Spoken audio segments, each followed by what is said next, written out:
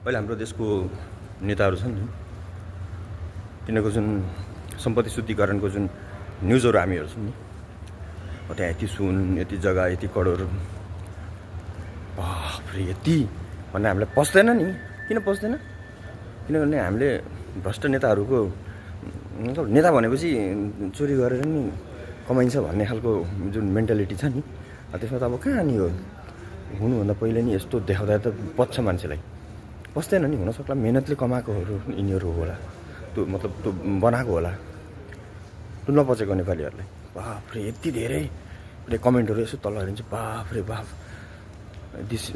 This use नेता is watching silently from the corner. हो, यसको अर्थ यो हामी गरिब हौँ भन्ने त्यो दिन्छ नि, किनकि पस्दै छैन नि त। किनकि यति पैसा भनेको त केही गरेकै होला जस्तै हुन्छ नि त। नेता भनेपछि मेहनतले गरेको होला, यति गर्छु गरेको होला नि, किन नगरेको होला। त्यस्तै पचेन मान्छेलाई। त्यस्तै अहिले जुन मेरो भिडियोहरू आउँछ नि, मेरो भिडियो पनि हेर्दा त पच्दैन होला मान्छेलाई।